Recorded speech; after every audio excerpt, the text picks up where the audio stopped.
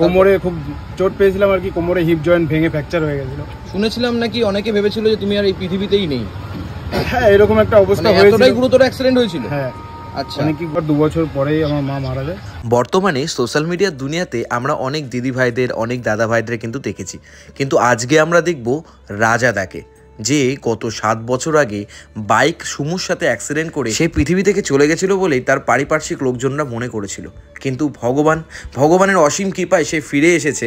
তারপরেই 4 বছরের মধ্যেই আবার ইনফেকশন হয় তারপরে সরকারি হসপিটাল থেকে তাকে আবারও ট্রিটমেন্ট করা হয় এবং সে সুস্থ হয়ে মোমোর দোকানটি শুরু করে এবং তার দোকান সত্যি খুব ফেমাস। সুন্দরভাবে এখনও সে হাঁটতে পারে না। আজকে রাজুদা এবং অপর্ণাদির জন্যই এই দাদার খোঁজ পেলাম। আজ এসছি রাজাদার দোকানে। দাদা কেমন আছো? হ্যাঁ, ভালো আছি।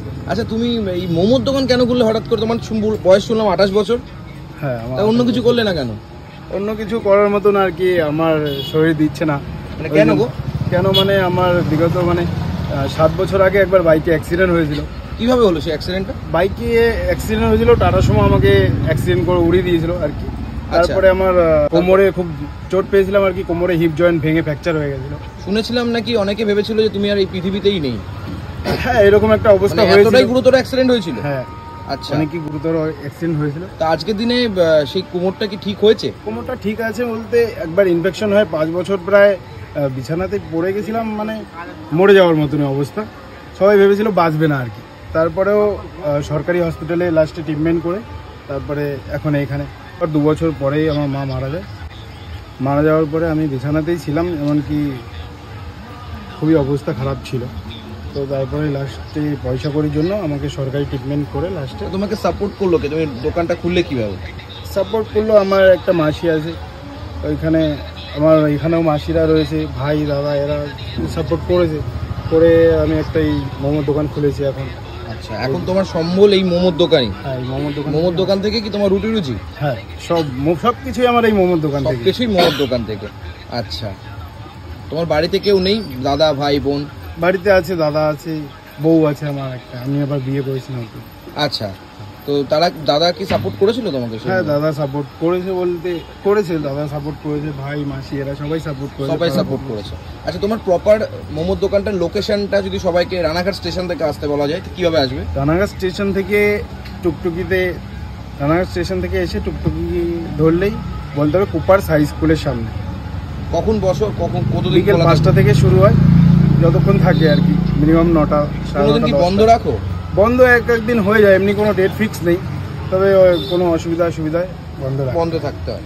তোমার কন্ট্যাক্ট নাম্বার তো আমরা শেয়ার করেই দেবো, অ্যান্ড দেন তোমরা কন্ট্যাক্ট করে আসতেই পারো এখানে। চলো। এখানে মোমো শুরু হয়েছে 30 টাকা থেকে এবং শেষ মোমো 120 টাকা অবধি পাওয়া যায়।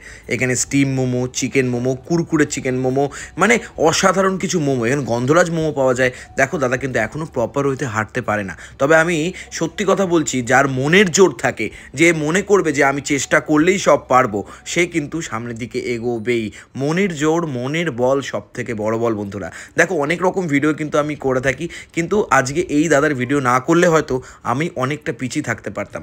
প্রথমে ট্রাই করলাম গন্ধরাজ মোমো, আমি মেয়োনিজ দিয়ে একটু ট্রাই করতেই ভাবলাম সত্যি এত দারুণ সে করেছে, সত্যি মনের জোর বড় জোর। আমি দাদার কাছ থেকে ইন্সপায়ার্ড হলাম। আমি চাইবো তোমরাও দাদার কাছ থেকে ইন্সপায়ার্ড হয়। আজকে হিপ জয়েন্ট, তার ওই কোমরের যে জয়েন্ট মানে সমস্যার কারণে হয়তো সে হাঁটতে পারছে না ঠিকঠাক, কিন্তু তার মনের জোরই তাকে এগিয়ে নিয়ে যাচ্ছে। আমাদের জীবনের সাথে ছোটোখাটো ঘটনাগুলো যখনই ঘটে থাকে আমরা ভেঙে পড়ি, আমরা বলি আমরা হয়তো এই জীবন আর রাখবো না, কিন্তু দেখো সে কতটা সংগ্রাম করে এই জীবনটাকে নিয়ে এগিয়ে চলেছে। তার কিন্তু এখন বিয়েও সে করেছে। এখন লাইভ দাদা করছিল chilli butter momo. Chilli butter মোমোটা কিন্তু অসাধারণ করেছিল এবং দেখো একদম মানে নিজের হাতে একদম দারুণভাবে করেছিল। আমি তোমাদেরকে প্রপার রিভিউটা দেওয়ার চেষ্টা করব এবং চিলি বাটার মোমোটা কিন্তু ওরা 120 টাকা করে বিক্রি করে থাকেন এবং ফুড কোয়ালিটি একদম মেয়োনিজ ভর্তি করে একদম দিয়ে একদম কচি করে রসিয়ে কষিয়ে ব্যাপারটা কিন্তু তৈরি করা হয়েছে।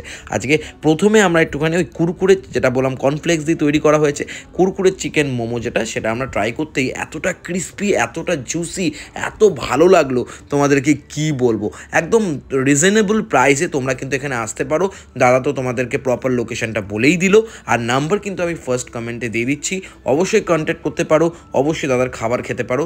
আমাদের দাদা কিন্তু খুব ভালো রান্না করেছে, আমাদের পাকায়দাও বললো খুব ভালো হয়েছে। আর এই হচ্ছে শেষ মোমো, মানে চিলি বাটার মোমো, যেটা আমি জীবনে ফার্স্ট টাইম ট্রাই করেছি। যেখানে দেখো রয়েছে ক্যাপসিকাম, পেঁয়াজ, একদম সব মিলিয়ে যখন মুখে ঢোকালাম আর ব্লাস্টিংটা হলো, মানে কি বলবো বস, জমজম মাটি খাবার। মানে আর আমাদের অপর্ণাদি খেয়ে বললো, বাহ আমি তো ফুল আউট হয়ে গেছি রে ভাই।